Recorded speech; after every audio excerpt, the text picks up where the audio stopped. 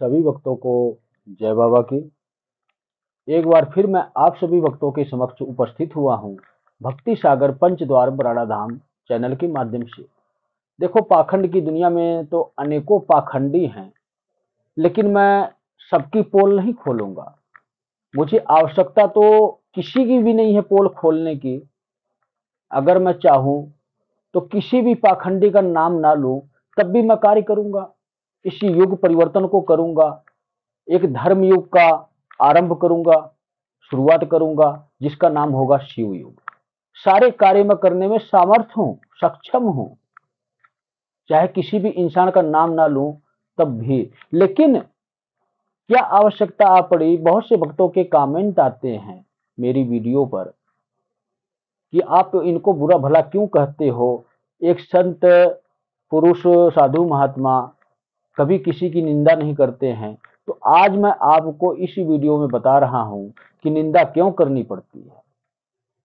निंदा मुझे इसलिए करनी पड़ती है कि जैसे कि बिना उदाहरण दिए आप किसी सवाल को नहीं समझ सकते हो, उसी प्रकार ही दुनिया में क्या चल रहा है और किस प्रकार से चल रहा है, सिर्फ मैं आप लोगों को उदाहरण देता हूं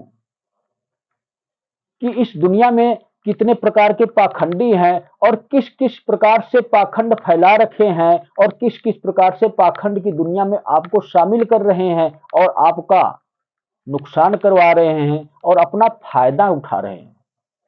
आपका इस्तेमाल करके अनेकों प्रक्रिया से आपसे पैसे लेते हैं, अनेकों प्रक्रिया से आपसे काम लेते हैं, अपनी संस्था को चलाते हैं।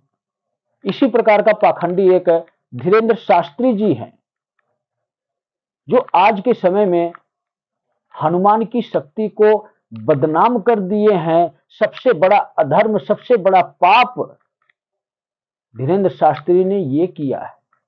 इससे पहले तो कम प्रभाव था कलयुग का, लेकिन इनके जैसों के माध्यम से कलयुग इतना तीव्रता से आगे बढ़ा है और इस दुनिया में लोग इतनी तीव्रता से कन्वर्ट हुए हैं, अधर्म की दुनिया में गए हैं कि मैं आपको हर एक का नाम लेकर नहीं बता सकता। लेकिन आज के समय में पर्चा बनाने वाले कितने लोग पैदा हो गए हैं, आप लोगों को पता होगा, सब जानते हो आप लोग। मैं समझता हूं हर 2-3 गांव छोड़कर कोई ना कोई पर्चा बनाने वाला तैयार हो रहा है आज के समय में।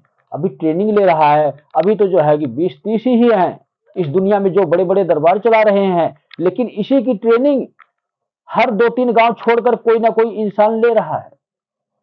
क्या सबके ऊपर बालाजी की कृपा हो गई, हनुमान जी की कृपा हो गई? ऐसा नहीं है। हनुमान जी इतने फ्री नहीं बैठे हैं। ये सब कलयुग की तंत्र मंत्र की सिद्धियां होती हैं, सम्मोहन विद्या होती है। इसको एक गुरु के माध्यम से सीखा जाता है और इसके बाद किसी ना किसी देवी देवता का नाम देकर उसके नाम से बिजनेस चलाया जाता है। इसी प्रकार का बिजनेस धीरेन्द्र शास्त्री जी चला रहे हैं। इन्होंने तो हिंदू राष्ट्र के लिए पूरी प्लानिंग कर ली थी कि मैं हिंदू राष्ट्र बनाऊंगा। एक नया मोहरा, एक नया मोड़ दे दिया आप लोगों के जीवन में, ताकि आप लोग उनके ही गुलाम बन के रहो। आप लोग ये समझो कि हमारे धीरेन्द्र शास्त्री जी हमारे हिंदुओं के इतने बड़े शुभ चिंतक हैं। इसीलिए तो अंधभक्त इतने हैं धीरेन्द्र शास्त्री के, कोई भी धीरेन्द्र शास्त्री के बारे में कुछ भी बोले उनको 1% भी फर्क ही नहीं पड़ता है। वो तो ये कहते हैं वही हमारे गुरु, वही हमारे भगवान हैं, यहां तक कहते हैं। हनुमान जी को भी भूल गए वो। जब धीरेन्द्र शास्त्री गुरु और भगवान बन गए तो हनुमान जी की रोल क्या है? हनुमान जी वहां आपको कहां मिलेंगे? ढूंढने पर भी नहीं मिलेंगे आपको हनुमान जी वहां। डंका पीटते रहो, मैं हनुमान जी का भक्त हूं, बालाजी का भक्त हूं। आप हनुमान जी के भक्त नहीं, उनके दुश्मन हो, क्योंकि आपने एक अधर्मी के कहने पर उसके हिसाब से अपना जीवन उस पर ही न्यौछावर कर दिया है। स्वयं को ही भूल गए हो कि तुम कौन हो। लेकिन धीरेन्द्र शास्त्री जी कितना बड़ा अधर्म कर रहे, एक धर्म के नाम पर लोगों का इस्तेमाल कर रहे हिंदू राष्ट्र के लिए उन्होंने पर्चे भी छपवा लिए थे, प्रिंट भी हो गया था, लेकिन मेरी वीडियो देखकर रुक गए, क्योंकि मेरी आज की नहीं, महाकुंभ के टाइम की ही धीरेन्द्र शास्त्री और देवकी नंदन जी के नाम की वीडियो जारी हो रखी है। और इसके बाद जो वीडियो हमने जारी किया कि कलयुग के राक्षस धीरेन्द्र शास्त्री जी और कलयुग के सबसे बड़े राक्षस देवकी नंदन जी, ये वीडियो उन तक पहुंच गई और इसके बाद उन्होंने अपना कदम रोक लिया। रोक तो लिया, कहां पर रोका? सिर्फ हिंदू मुस्लिम नहीं कर रहे हैं, जातिवाद में इस दुनिया को, इस देश को बांट नहीं रहे हैं। नहीं तो इन्होंने अब तक तो गृह युद्ध करवा दिया होता, अब तक तो एक दूसरे के सर कलम हो गए होते। ऐसा हिंदू राष्ट्र कौन चाहेगा? क्या आप चाहते हो कि नरसंहार हो तब हिंदू राष्ट्र बने? हमें हिंदू राष्ट्र की आवश्यकता क्या है? जिस चीज की हमें आवश्यकता है वो तो हमें दिलवा नहीं रहे हैं। हिंदू राष्ट्र बनाना ये भारत सरकार का काम होता है। आपको हिंदू राष्ट्र बनाना है तो आप अपील करो योगी जी को, मोदी जी को, किसी भी नेता मंत्री को अपील करो, एप्लीकेशन दो। आपको ऊंचाई के स्तर पर एप्लीकेशन देना है तो बड़ी बड़ी संस्थाओं से मिलो, उनके पास जाओ, सब जगह से एप्लीकेशन लिखवाओ, भारत सरकार तक पहुंचाओ, तब हिंदू राष्ट्र बन सकता है। ढोल पीटने से कभी हिंदू राष्ट्र नहीं बनता है। जब हिंदू मुस्लिम सिख ईसाई के नाम पर हम ढोल पीटेंगे, जब हम ये कहेंगे मैं ही शेर हूं, मैं ही रहूंगा दुनिया में, कोई और नहीं रहेगा, बाकी कहां जाएंगे? तेरी धोती में घुसेंगे क्या? ब्राह्मण है तो मुझसे गलत शब्द ना बोलवा। आज मैं तुझसे इतना चिढ़ा पड़ा हूं, इतना खिंचा पड़ा हूं कि समय का इंतजार कर रहा हूं। स्वयं हनुमान जी मेरे शरीर में आते हैं, लेकिन मैंने कभी इस दुनिया में पाखंड नहीं फैलाया। और समाज से मैं क्षमा मांगता हूं इस छोटे से अशब्द का उपयोग करने के लिए, मजाक बनाने के लिए। ये इंसान ही मजाक बनाने लायक है, जिसने आप लोगों के जीवन को मजाक बना दिया हो, जिसने ये कोशिश की हो कि मौत के मुंह में धक्का दे दें, और धक्का दे दे नहीं, आप लोगों को धक्का दे चुका है। महाकुंभ में भगदड़ हुई, दिल्ली स्टेशन पर भगदड़ हुई और अन्य भी बहुत जगह भगदड़ हुई। किस कारण से, क्या वजह है? यही तो दो शेर थे अधर्म की दुनिया के, देवकी नंदन और धीरेन्द्र शास्त्री। इन्हीं दोनों की वजह से हमारा समाज, हर कोई यही सोच लिया, सबके मन में यही बात आ गई कि 12 साल बाद महाकुंभ लगा है, चलो वहां डुबकी लगाकर आओ, हमारे पाप धुल जाएंगे। लेकिन इन दोनों ने कभी भी ये नहीं कहा कि पाप सिर्फ कर्म करने से धुलते हैं, वो भी सत्य कर्म करने से, स्वयं की भक्ति करने से। गंगा में नहाने से मैल धुलती है, इस शरीर की मैल धुलती है। अगर एक पापी भी गंगा में जाए, गंगा जी को वचन दे, वचनबद्ध हो कि मैं डुबकी लगाने के बाद बुरे कर्मों का त्याग करूंगा, सत्य के मार्ग को अपनाऊंगा, हाँ हो सकता है कि उसका पाप धुल जाए, और हो ही नहीं सकता है, वाकई में 100% धुल जाएगा अगर वो वचन देकर डुबकी लगाए तब। और इस तरह आप 1000 डुबकी लगा लो महाकुंभ में, आपका पाप धुल जाए, तब आकर मुझको बता देना कि हाँ गुरुजी मेरा पाप धुल गया, धीरेन्द्र शास्त्री के कहने से मैं डुबकी लगाकर आया। जिसके प्राणों की सुरक्षा नहीं हुई, जिन लोगों ने अपने परिवार को खो दिया, उनके परिवार से दर्द पूछो कि उनको मुक्ति मिली है कि मोक्ष मिला है, उन्होंने क्या सपने देखे थे।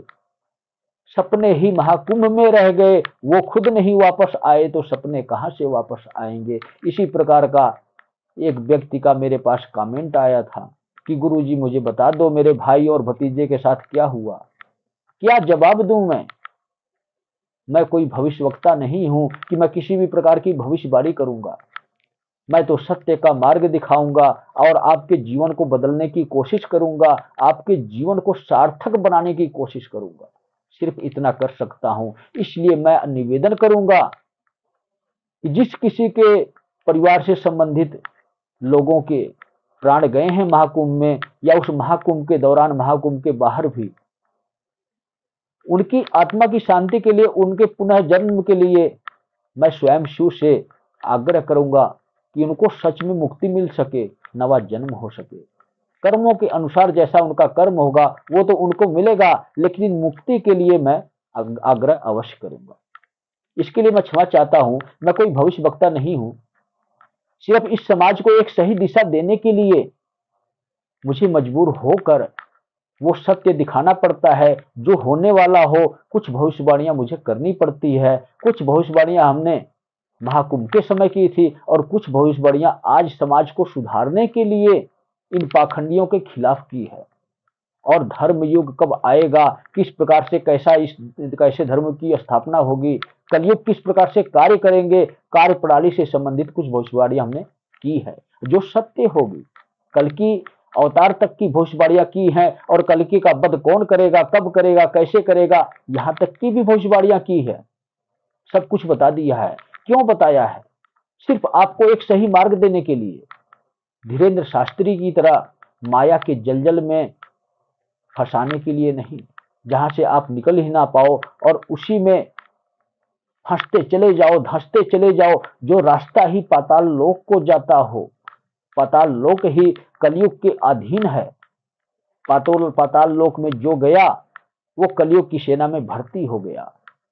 तो जब आप अधर्म करोगे तो पहले पाताल लोक में जाओगे, वहां अपनी उपस्थिति इस कलयुग के कली नाम के राक्षस को देकर, इसके बाद आप प्रेत की श्रेणी में आते हो, मृत लोक में, इस पृथ्वी पर, जहां पर भूत प्रेत बनकर आप भटकते रहते हो, बुरी आत्माएं बनकर भटकते रहते हो, चाहे वो आत्माएं स्त्री रूप में हो या पुरुष रूप में हो। जिस प्रकार से चुड़ैल डायन कहते हैं, भूत प्रेत राक्षस शैतान जिन कहते हैं, अनेकों नाम से कहते हैं, पुकारते हैं। तो हम बात कर रहे थे धीरेन्द्र शास्त्री के बारे में। धीरेन्द्र शास्त्री अक्सर हमेशा कहते हैं ठठरी बांध दूंगा मैं। और अब तो छोड़ो, एक फायदा मेरा भी हो गया, बहुत ही बड़ा फायदा हो गया ठठरी के नाम पर। अब तक वो लोगों की ठठरी बांधते थे, लेकिन अब जो उन्होंने वीडियो बनाई, बिहार में जो कथा कही, वहां पर उन्होंने ये कह दिया कि जितने यूट्यूब चैनल वाले हैं जो मेरे खिलाफ वीडियो बना रहे हैं, उनकी ठठरी बांधूंगा। मतलब ये कि इस दुनिया में ऐसा आज तक कोई पैदा नहीं हुआ है जो मेरी स्वयं की ठठरी बांध सके। मैं एक काल पुरुष हूं, और इस काल पुरुष का जो चैनल है वो एक गुरु के मार्गदर्शन से चल रहा है, और वो गुरु कोई साधारण गुरु नहीं है। वो श्री त्रिलोक भारती जी इस कलयुग के सर्वश्रेष्ठ गुरु, महान गुरु है, जो जगत गुरु के नाम से जाने जाएंगे। इस गुरु के चैनल को, जिसने चैनल को चलाया है, इस गुरु का चैनल है भक्ति सागर पंचद्वार बराड़ा धाम, और इस चैनल को चलाने वाला मैं हूं। नामकरण देने वाले श्री त्रिलोक भारती जी हैं, जिसने इस चैनल के संस्थापक को ठठरी बांधने की बात कर दी। तो इतना याद रखना, ठठरी तो मैंने उसी वक्त बांध दी तुम्हारी।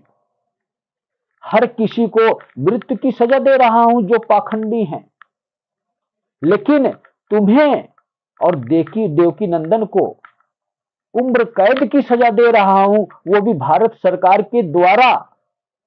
तुम्हारे ही माया जाल में तुम ऐसे फंसोगे कि तुम्हें भारत सरकार आजीवन कारावास में डाल देगी, और अपनी आंखों के सामने इस विनाश लीला की कहानी को देखोगे। और उसी प्रकार जेल के अंदर भी तुम्हें अंदर अंदर तड़फाया जाएगा, तुम्हारी आत्मा को तड़फाया जाएगा, तुम्हें बीमारियों से ग्रसित किया जाएगा। जब तुम्हारी मृत्यु होने वाली होगी, उस वक्त तुम्हें इसी काल पुरुष के दृश्य दिखाई देंगे। मतलब तुम्हारी मौत मैं हूं, और मैं तुम्हें स्वयं दिखाई दूंगा। उस वक्त मैं ये सवाल करूंगा कि ठठरी किसकी बधी है, तो सभी भक्तों को जय बाबा की।